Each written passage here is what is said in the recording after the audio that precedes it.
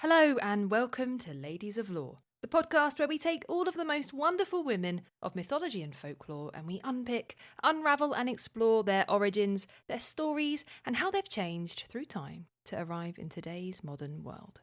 I'm India and I am so grateful to have you here with me today. If you are new to the podcast, welcome on in.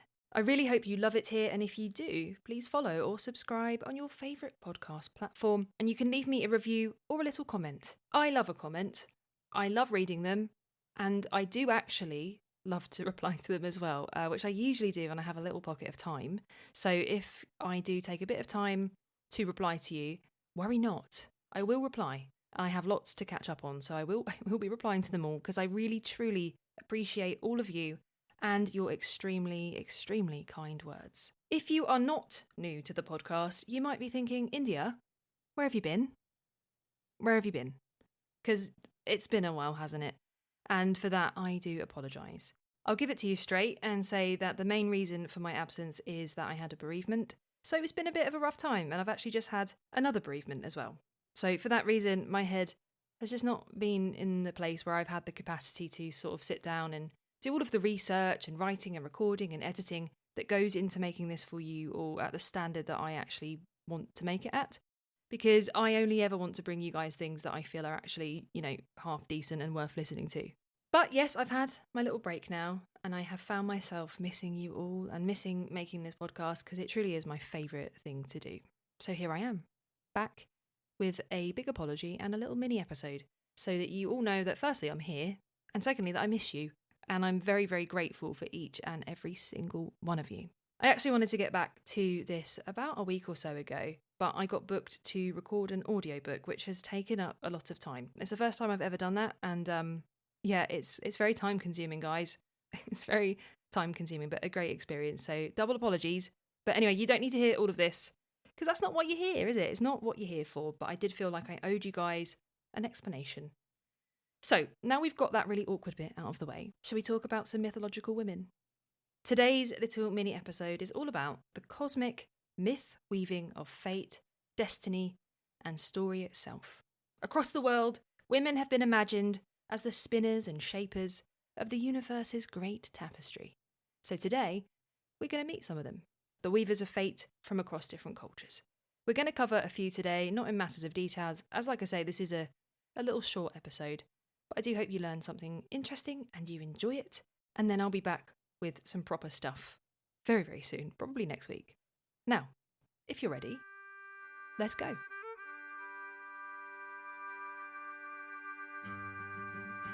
We're going to start in ancient Greece, where fate itself had three faces: Clotho, Lachesis, and Atropos, together called the Moirai, or the Apportioners.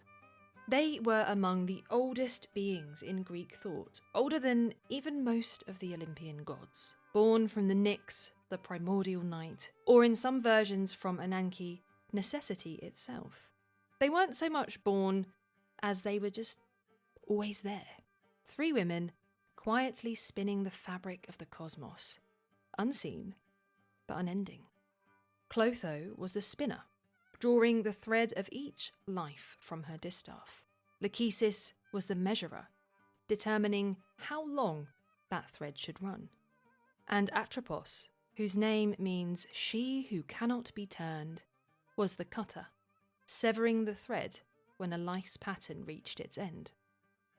Together, they represented not just destiny, but the very structure of time, past, present, and future, always moving forward, never backward.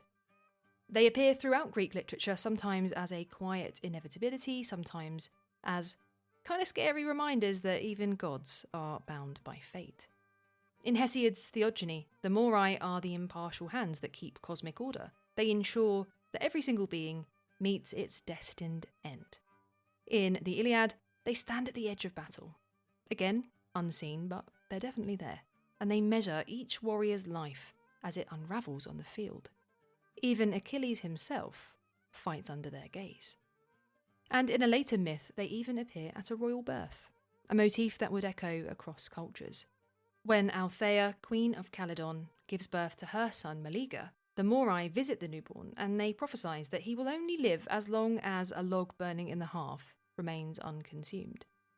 Althea snatches that log from the fire and hides it away. And years later, Meleager kills her brothers. And she's not really happy about that. So she goes and finds the log and she throws it back into the flames. And she says, there you go. Bet you didn't know I could do that. Bet you didn't know. It's kind of, it's not a very nice story, really, is it? Not because the fates are cruel, but because they are constant. You know, even love, even maternal love and maternal devotion cannot unravel their weaving. Not that Althea really wanted to, because she did it on purpose, but it just goes to show. Their word is final. The Morai also appear in Plato's Republic, in a passage that links them to cosmic music and reincarnation.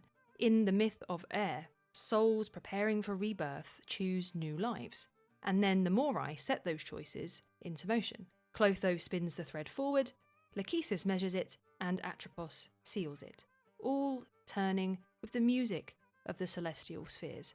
It's quite a beautiful image. It's destiny, but not presented as doom, but more harmonic, kind of a necessary cog in the machine of the grand design. And what's really striking about the Morai is just how ordinary their imagery is. They don't sit on thrones, they don't wield lightning bolts, they just sit at a loom. And their power comes from patience and from process, from this sort of quiet persistence of hands that never really stop. Weaving was traditionally women's work in ancient Greece, but here it's the universe's work. The Morai just elevate that. They take that domestic act and they turn it into something divine. Every single thread represents a life, and every cut represents a transformation.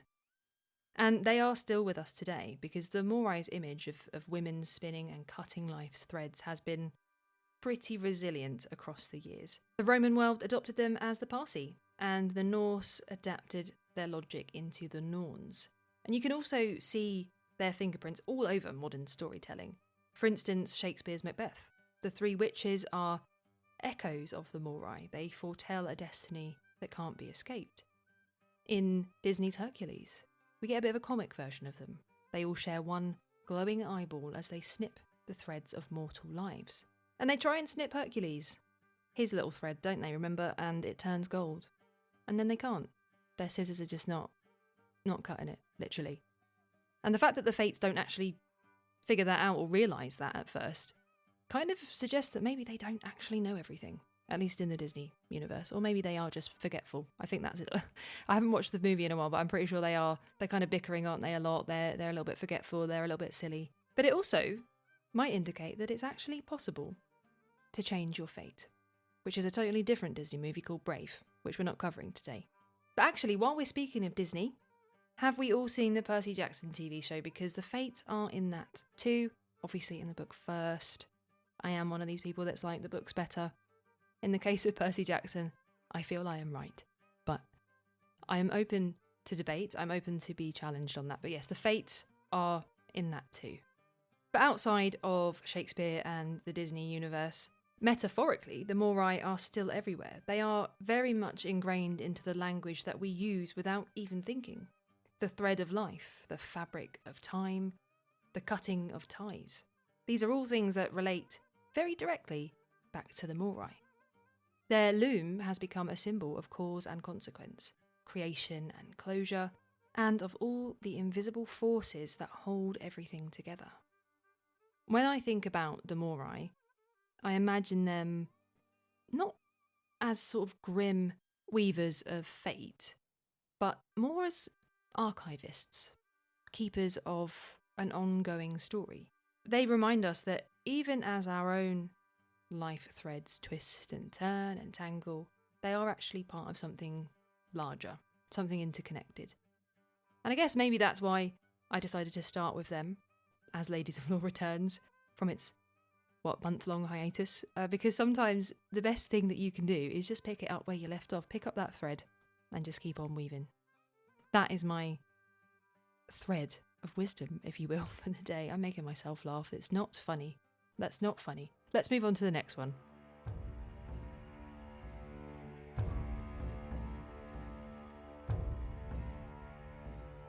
So if the Greek Moirai spin their threads in a fusty little room with a loom, the Norse Norns work with their hands in the soil. Their realm is not marble halls or heavenly skies, but they actually hang out in the dark, damp roots of the world tree, Yggdrasil. In Norse mythology, Yggdrasil is the great ash tree that connects all of the 9 worlds, gods, humans, giants, and the dead.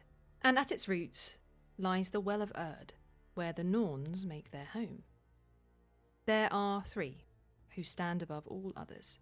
Erd, whose name means what was, Verdandi, what is becoming, and Skuld, what shall be. Past, present, and future. But not in the straight line that we would generally think of.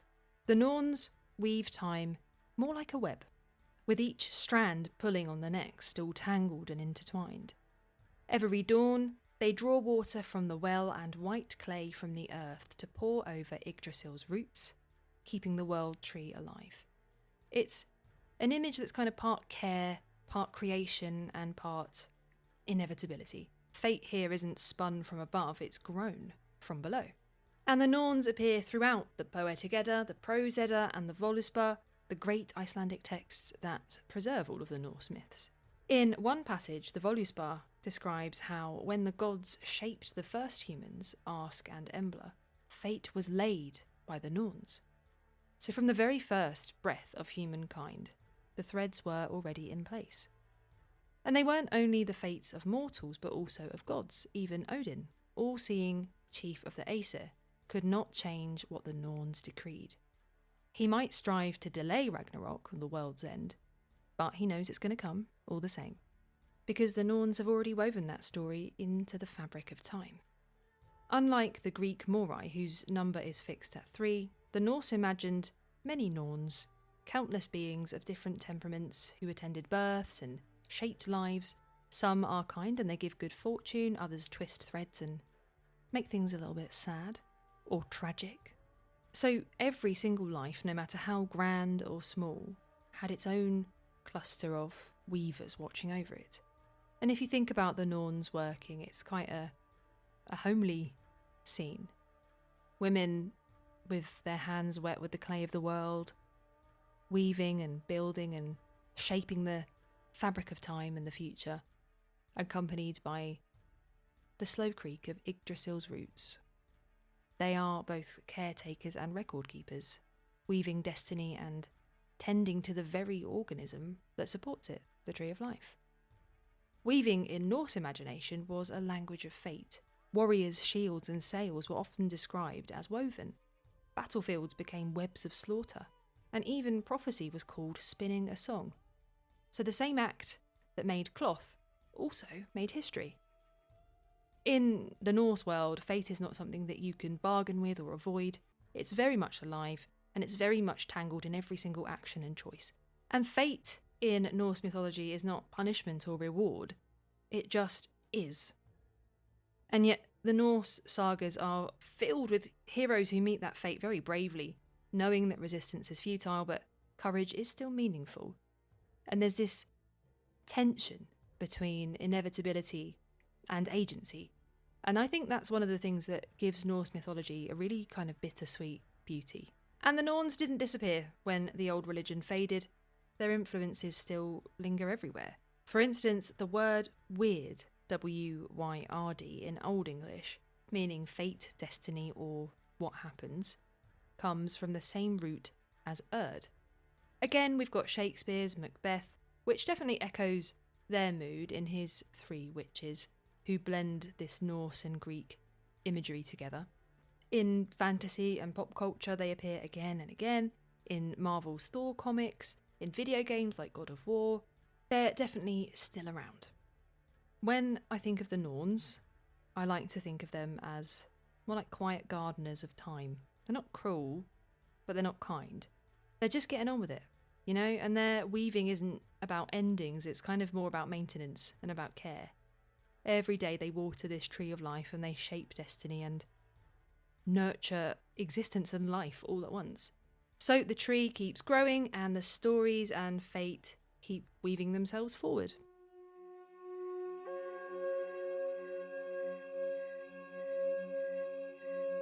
If the Greek Moirai spin the threads of destiny and the Norse Norns weave them beneath the roots of time, then in the stories of the American Southwest, it's the Spider-Woman who spins the world itself into being. Among several indigenous nations, including the Hopi, the Navajo, and the Pueblo peoples, Spider-Woman appears as a wise and ancient being. She's a creator, a teacher, a protector, and a storyteller. Her exact name and role shift from tradition to tradition, but her essence is constant. She is a weaver who binds life together. In the Hopi creation story, Spider-Woman was there at the very beginning. The world was dark and unformed until Tawa, the sun spirit, dreamed it into being. Spider-Woman received those dreams and wove them into reality, taking the formless vision and spinning it into the physical world. In some tellings, she moulded the first humans from clay and spun the threads of their souls, connecting them to one another and to the earth. That alone is pretty striking, because in so many cultures weaving represents fate, but here it represents creation. Spider-Woman doesn't cut the thread of life, she actually spins the web that holds it all together. In Navajo or Diné tradition, she is known as the Spider-Woman or the Spider Grandmother. She plays a crucial role in the emergence stories, guiding the first people safely through the layers of the world until they reach the present one. Her web is both literal and symbolic, it's how she sees and how she connects. She also teaches the women the sacred art of weaving, showing them how to mirror the balance and harmony of the universe in their looms. The first loom, they say, was built from the world itself, the sky and earth as its frame, the sun as its crossbeam, and Spider-Woman's webs as its threads. And in this weaving is found not only creativity, but philosophy. Every pattern tells a story of harmony, of beauty, and of interconnection. When a woman weaves, she is reenacting Spider-Woman's original act of creation, bringing order from chaos and story from silence. There's a beautiful humility in Spider-Woman's mythology. She isn't a distant goddess ruling over fate from above.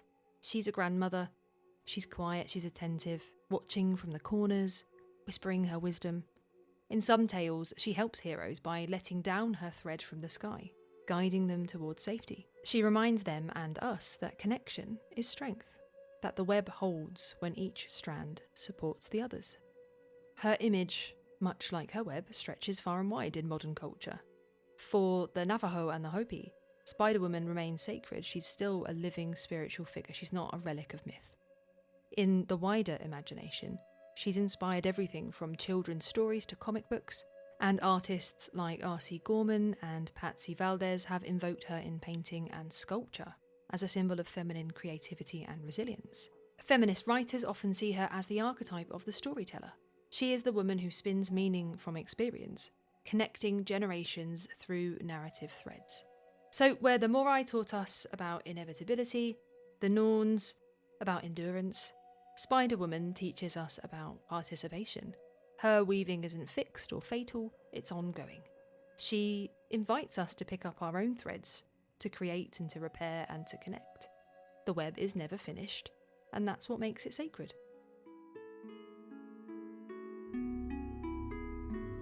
So to finish up, I'm going to take you to ancient Mesopotamia, where there was Utu, the Sumerian goddess of weaving. She's one of the oldest weavers in all of mythology. Her name means the weaver, or sometimes the spider, and she appears in the world's earliest written myths from ancient Mesopotamia, dating back over 4,000 years. She's the daughter of Enki, god of wisdom and water, and of Ninima, goddess of birth and the scribal arts, a divine lineage that places her right at the intersection of creation, order, and craft. So where the Greeks imagined fate as a thread, and the Navajo saw it as harmony, the Sumerians saw weaving as civilization itself. It was the mark of a settled, thoughtful people. To weave was to organise chaos, to take the wildness and turn it into pattern and order. And that's exactly what Utu embodies. Weaving was, for the Sumerians, a sacred labour, and it was essential, as essential to divine order as water and sunlight. Textiles were offerings, they were dowries, they were royal tributes, and the act of weaving symbolised both the creation of life and the maintenance of divine balance. Utu wasn't just making cloth, she was remaking the world. In temple hymns, she's described as the woman who weaves the measure of the gods. And that tells us something pretty profound. She's not just spinning fate like the Moirai or nourishing existence like the Norns, she's shaping divine purpose itself. The gods act, but Utu makes those actions endure. Her loom turns divine will into tangible pattern. Her symbol was the spider, and this carried the meaning of patience, precise, ever spinning. And there's kind of a cool symmetry here. Across thousands of miles and centuries, you've got Spider Woman in the American Southwest and Utu in ancient Sumer.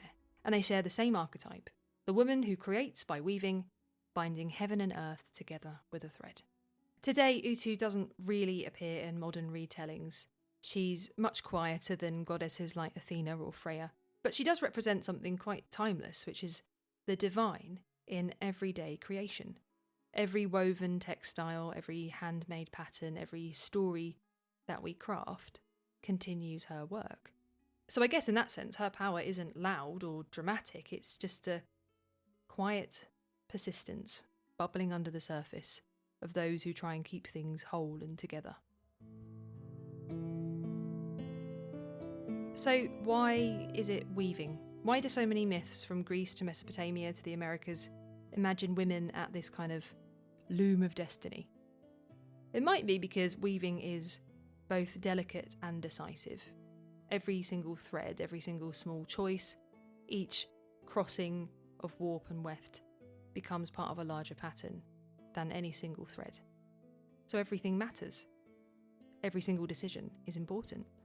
It's creation that requires patience, vision, and trust. And these are all qualities often ascribed to the divine feminine. And for us, being the modern storytellers that we are, maybe weaving is also what we do. We take ancient threads, stories and symbols and names, and bring them together into something new. And every retelling adds something a little bit new, a new colour, a new symbol to the pattern. So, like I said, as Ladies of Lore comes back from its little pause, I like to think that my podcast loom has simply been waiting for me to pick up the threads. I'm really eking out this metaphor. Threads in hand, ready to continue the tapestry that is Ladies of Lore, the podcast. So thank you so much for joining me on this very short episode. And in actual fact, I'm looking at it as I'm recording it, and it's not that short, is it? It's not short. It's not as short as I thought it would be. I just got a lot to say, guys. I'm just a yapper. But if you enjoyed this mid-length exploration of the Weavers of Fate, I'd love to hear which of these mythic spinner or story weavers speak to you most, or are there others from other cultures that I haven't mentioned today? Because there are lots that I haven't mentioned that you would like to hear more about. Let me know. You can tell me on Spotify. I know you can comment on there. You can find me on TikTok. All of my social media stuff, which I've also neglected for the last month, it's in the show notes. Next week, we're going to return to the regular format. We're going to dive deep into the life and legacy of just one extraordinary woman from myth. But until then, I hope you have a wonderful week, and I hope you are well, and I have missed you very, very much, and I'm excited to be back.